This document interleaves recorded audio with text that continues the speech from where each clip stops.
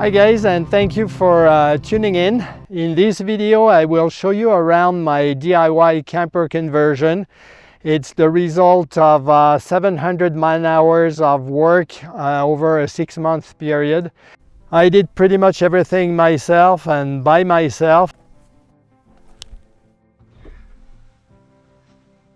Well, welcome to my home. So this being the mid-roof transit, the height is not for everybody. I mean, it works well for me. We just spent the weekend on our first camping trip, so we lived in the van for 3 days almost. No issues, we can cook, we can do anything. You will notice that both seats swivel, which is quite nice because it gives us a lot of space here at the front.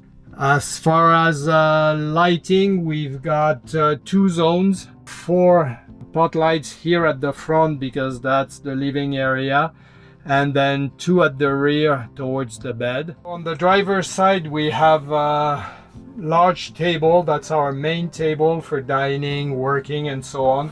It's on a lagoon mount, so it can swivel around, be adjusted in height. And it's the same material as the countertop, which I will show you in a second. I bought a long countertop, longer than I needed, so I could have 2 offcuts to make tables. So this is one of them. And the second table goes on this table mount here. Same thing, it's a lagoon type table, so it can swivel around. It's slightly smaller than the other one. The nice thing is it can be brought up to the countertop level, but as you can see with the 2 swivel seats, we've got quite a bit of space. Now there is a third seat here, and this third seat offers quite a bit of storage.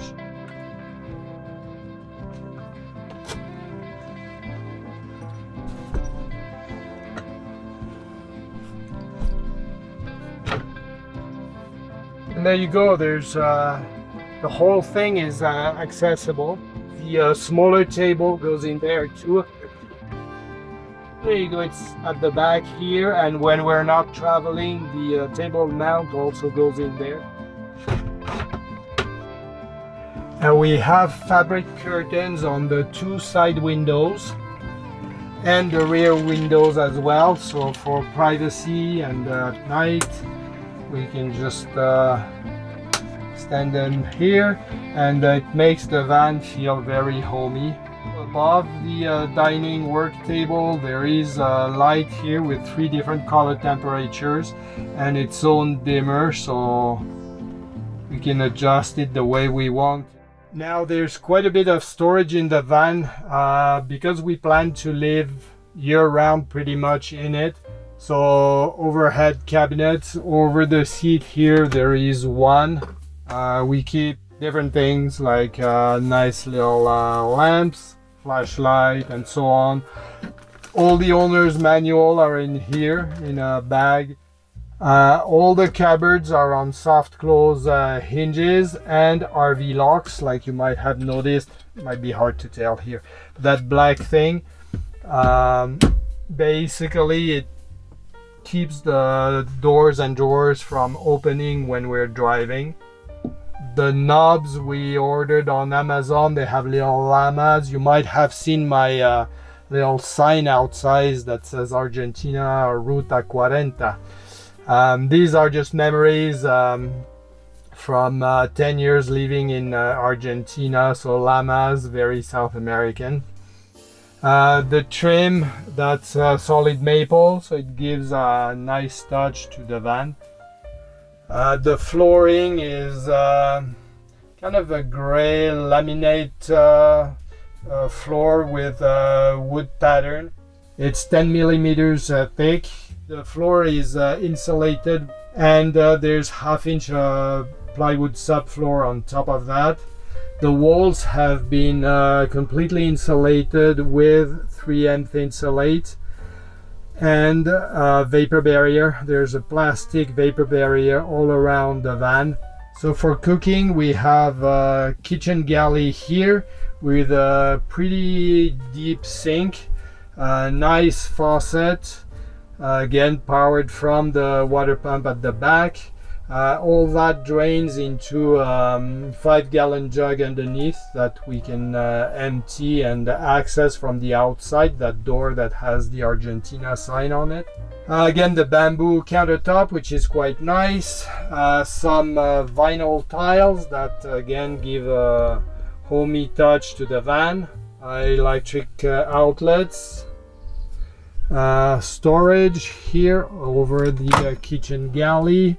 Not much in it for now, but my wife will use it to keep spices and stuff. And you can see those panels are removable.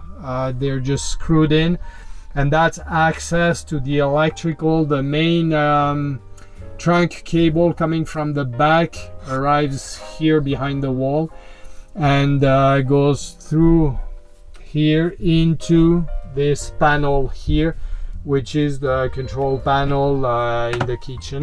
So on it are the two switches for the two zones of LED light with their own dimmer.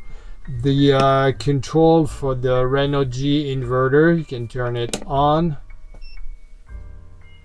and have power to your outlets or turn it off. Here I have a small display that gives me just a state of charge of the batteries. It's pretty basic voltage and so on. Here is the trigger switch for the water pump. I told you earlier there's one at the back, one here, and this is the controller for the Espar 4 kilowatt heater that produces again 4 kilowatts, which is a lot of heat, vented in two different areas, one in the cargo area, the other one here in the kitchen. It draws from the gas tank, so we don't need to fill it, or we don't need propane or anything. So storage in the kitchen, we've got quite a bit. Drawers, two large drawers, and I'm sorry, I apologize if it's a bit messy in there, but we're still figuring out how things work. This one's a bit harder to use, but that has all our cutlery and stuff. So I made a simple but effective countertop extension. When this drawer is fully open, and again I'm not sure it will stay because I'm not parked horizontal. This little plywood thing fits in the drawer, doesn't take much space, and on top of it I can fit this thin plywood piece that has a lip made of aluminum and foam, so it doesn't scratch the countertop. Place it here, it rests on that plywood piece, and this allows us to have our cooktop sideways if we want to, and have some countertop available here between the sink and the stove. Or if we don't want to set up the extension, with the stove fits here beside the sink. Underneath the two drawers is another storage area with our camp stove, 2 burners, so it's quite large. At the rear is the Espar heater down on the floor, so on top of it we can store boxes. I forgot to show you the water filter, the drinking water filter. That's installed underneath the sink, so I don't know, it's dark back there if you can see it, but there you go, it's that cylinder at the rear. So here is the removable cabinet I told you about. It's bolted on the sides here and easily removable, and that's quite a bit of storage. Again, it's not full, some boxes are at home. You can see we have a big box here with some cooking stuff and whatever. And if we move to the side here, we have, I'll start at the bottom. Here is our fridge. So it's, I believe, a 65-liter fridge with a freezer compartment. We are vegetarians, so we don't keep meat. We don't have to worry about that. Above is a charging station, so we have all kinds of outlets, so we can charge phone, computers, laptop, camera batteries. I keep all the cables in here in this box, and there's a bit of a lip here and non-slip plastic thing at the bottom, so even while driving we can keep charging stuff. On the side, this cupboard has our toilet thing. So the toilet is actually we use a foldable toilet seat when we need in an emergency.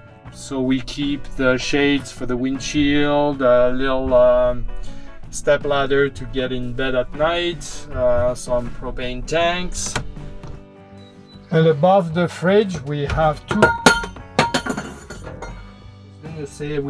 doors with pretty deep shelving.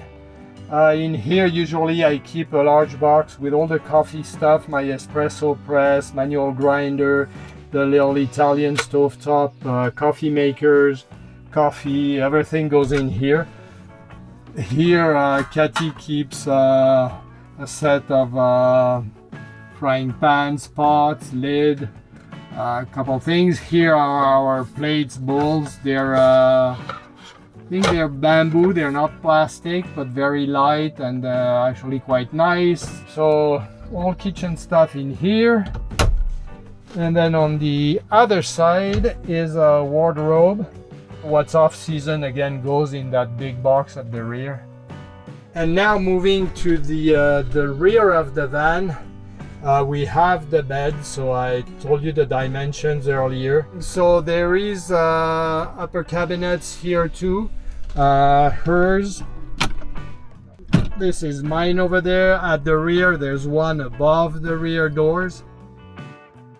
And here on this side I didn't want to build upper cabinet, so I just made a shelf taking the maple trim back here, and we have baskets, three kind of fabric baskets and one to add a different texture. It's just kind of a wicker basket, so we have t-shirts and stuff. And that little cubicle back there is just at night we can keep, you know, a phone or alarm clock. And as far as connectivity, we haven't done anything really. The Transit has its own hotspot. We have a 90-day trial period, so we'll test that, see how it goes, and take it from there once we start traveling. Well guys, I hope you enjoyed this video, that you found it interesting and maybe inspiring for some of you. Let me know what you think in the comments below. If you have questions, whatever, it's always interesting for me to read what people think and have to say. I thank you very much for watching. I encourage you to subscribe to my channel. Actually, there is a playlist with all the build videos. Like there's a whole bunch of videos broken down in blocks as I went building the camper, so you can watch that if you're interested. And coming now will be travel videos, places we'll visit. As I said, we'll be in the van pretty much year round, so we'll cover some distance as we loop around Canada and the United States over the seasons. Again, thank you, and have a great day.